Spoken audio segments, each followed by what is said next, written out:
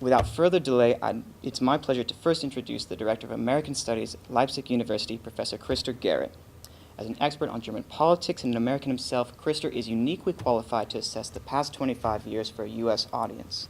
He will begin our event with a lecture titled Partners by Choice, German Unification, German-American Relations, and the Transatlantic Community. Ladies and gentlemen, Professor Crister Garrett.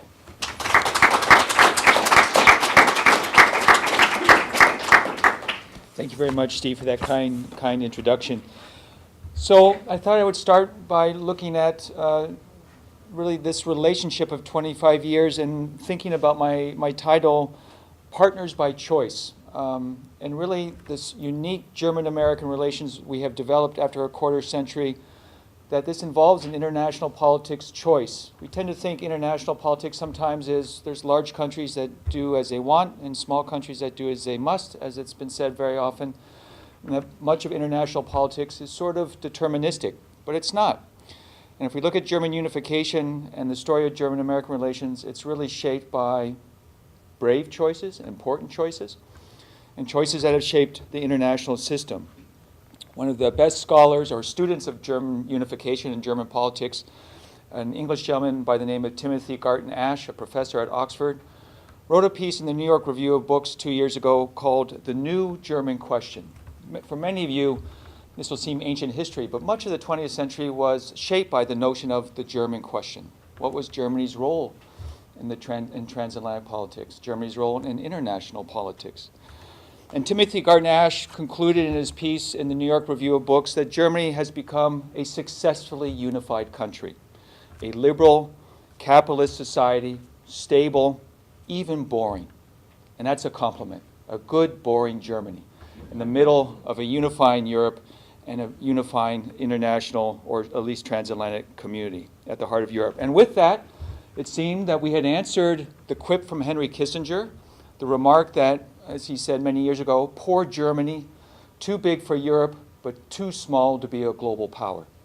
And this was part of Germany's challenge, that it was surrounded by other European countries in a dense neighborhood, and that had led to upheaval and violence in the 20th century, and in many ways in the 19th century as well.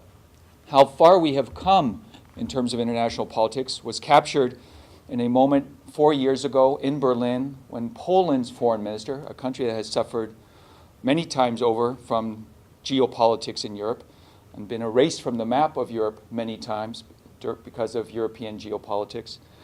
4 years ago, the Polish foreign minister, Radek Sikorski, went to Berlin and held a speech, and he said, I am certainly the first Polish foreign minister to come to Berlin and say, I do not fear German leadership, I fear too little German leadership in European affairs. And this was a historic speech that showed the confidence and the trust that Germany has gained in a unifying Europe, and how historically important that is, and how historically different that is. And this line from the Polish foreign minister 4 years ago is roughly the line that has been stated by American secretaries of state during the last quarter century. Namely, we desire more German leadership in transatlantic affairs and European affairs. That there's disagreements between Germany and the United States, this we should expect. Two democratic societies, open societies, different histories, different political cultures, importantly.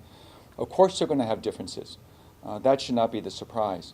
What we should watch more carefully is how these two societies handle these differences, negotiate these differences through different diplomatic channels, and remain part of a transatlantic security community. Think about the big headlines that we see almost every week now in the New York Times on the front page. Refugee crisis, economic crisis, Ukraine crisis. All these crises that shape not just regional politics, but global politics, run through Berlin very significantly, certainly for Washington, D.C., in terms of creating policies to manage these crises.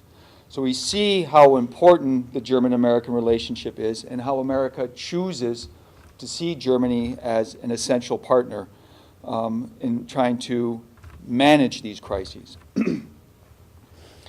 And again, choice is one of the key themes I want to talk about today. If we look at, again, the last century and a half, we look at the 20th century. For many of you in the room, as I see lots of young faces in the room, which I'm happy about, especially my daughter Kaisa at 13 years old, a very young face. She loves the fact that I pointed her out. I've been waiting to do that all day. If we go way back into the 20th century in the Cold War, for example, and even before the Cold War, the 20th century, we see several occasions where both Berlin and Washington faced basic choices about transatlantic politics and German-American relations that had momentous implications for global politics. Go back to the summer of 1914, just over a century ago. Remember last year we commemorated or thought about the mistakes we made in international diplomacy and communication in 1914 and what happens when communication breaks down and cultures don't understand each other and race to simple conclusions. Summer 1914, Germany and the United States were the two largest economic powers in the world. The dawn of the 20th century. Having surpassed Great Britain in terms of industrial production, Britain would never catch up again. And it seemed like these were going to be the two industrial global powers competing for prestige and influence in the global system. And then there was basic choices about what to do as war unfolded. And Woodrow Wilson, the President of the United States, chose to argue that Anglo-Saxon culture, civilization, law, had inherent superior qualities to it. Germany thought likewise in terms of Germanic culture. There was choices made about civilizations, and the Anglo-Saxon civilization and Germanic civilization needed to compete even in the battlefield to decide what sort of civilization with a big C would have the say in the transatlantic space. The realities between our societies were much more complicated. Enormous immigration from Germany into the United States, all kinds of networks, civil society networks. But at the end of the day, our governments chose to compete in the battlefield because of this notion of we were so inherently different in terms of notions of civilization. And we know the outcome from that horrible, horrible war. And then, of course, we had another horrible war, the horror of World War II, and really the exhaustion of Europe, the exhaustion of Germany, and a desire from the United States certainly not to allow Germany to ever, as the United States argued, start another global war. If we look at the Roosevelt family, you see already there in the Roosevelt family, it's check my time for me, so I know. Theodore Roosevelt, related to Franklin Delano Roosevelt. Theodore Roosevelt was a strong admirer of German culture. As a matter of fact, America's first effort at a national health care plan was tried by Theodore Roosevelt after looking at Germany and Bismarck and the fact that the Germans had instituted a national health care plan. And this was a nice way to try to prevent revolution among the working class. Franklin Delano Roosevelt, his relative, had a starkly different attitude towards Germany, arguing that it was an inherently militaristic culture. It was part of what Theodore Roosevelt liked, actually, the military culture, and said, we choose, as victors coming out of World War II, to make Germany an agrarian society, the so-called Morgenthau Plan. We often forget that, but Franklin Delano Roosevelt's plans for Germany after World War II was to fully deindustrialize the society, so it can never create a military apparatus again, turn it into an agrarian society. Winston Churchill used his influence to get America away from that plan. Still, there was other important choices to be made, impacted my personal family, for example. Dwight Eisenhower and his troops, for example, at the end of World War II, had made it into what was going to become Eastern Germany. But because of Yalta and agreements of spheres of influence between the Soviet Union and the United States, Dwight Eisenhower orders his troops to leave the city that my colleague Dr. Edmonds mentioned, the city of Leipzig. And I still have relatives who tell me the story about greeting American GIs in Leipzig and how happy they had gotten there before the Russians came.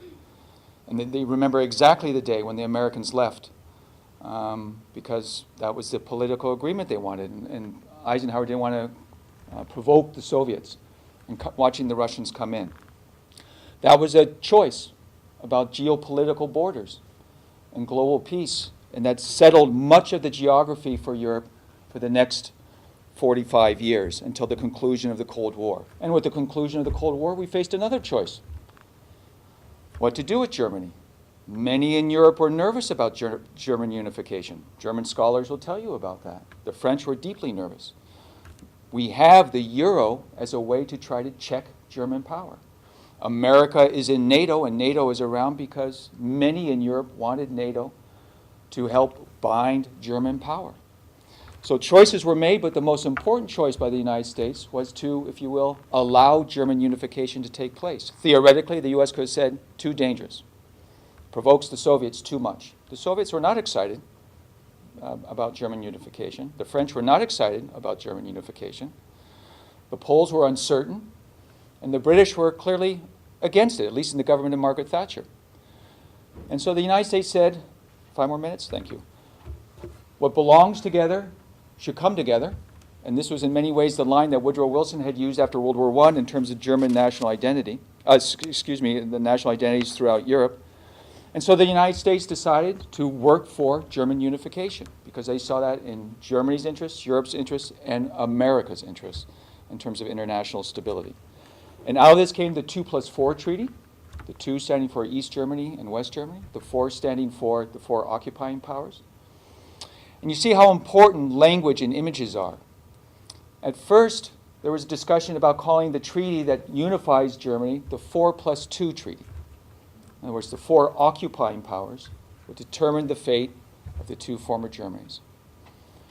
But the Germans didn't like that so much, and they thought this seems to be outside powers dictating our future. How about if we're seen as negotiating our future and the occupying powers are guiding the process? The Soviets didn't like that so much. They liked the 4+2 formula, okay, not the 2+4. So the French, long tradition in diplomacy, said, why don't we call it 2+4 but sign the treaty in Moscow? And the Soviets liked that. And so we got the 2+4 treaty and not the 4+2 treaty. And so I spent a little time on that to underscore, particularly for the Global Leadership Center, that language and images and dialogue, they matter. They matter enormously, actually, in terms of issues of prestige, issues of feeling connected to processes of negotiation.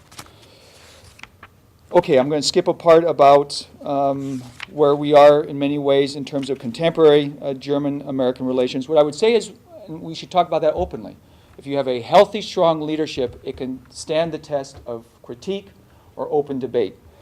The U.S. says about contemporary Germany, they're practicing too little leadership and the wrong kind of leadership in many ways, whether it's the euro or other issues.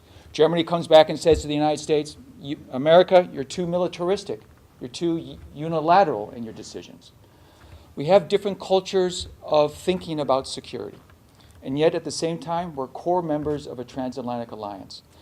As a German foreign minister, Frank-Walter Steinmeier, said in the New York Times last March in a piece called Saving Our Transatlantic Order, we are each other's essential partners for building an international order. And certainly leaders in Berlin and Washington, D.C. Agree with that. John Kerry is regularly in Berlin. He's on the phone or on video conference call at least once a week with his counterpart in Berlin. Jeb Bush, early in his campaign, went to Berlin to talk to the German Chancellor. We are deep partners for both parties, Republican and or Democrat. Angela Merkel is deeply respected by both parties in Washington, D.C., is seen as essentially the most powerful leader in Europe, if not one of the most powerful women in the world. And Germany invests enormously in our relationships. And that'll be my last sentence, maybe my last minute. I would like to talk about in German diplomacy and international politics is a very deep understanding that you build relationships, long-term relationships, by investing in language, culture, and understanding. There are many opportunities for you to learn the German language, visit Germany. There are so-called Robert Bosch fellowships. There are German Academic Exchange Service fellowships. The Fulbright program between Germany and the United States is the largest in the world. And there's many other opportunities. Now, sometimes what you hear among young people is the world is English, so why bother?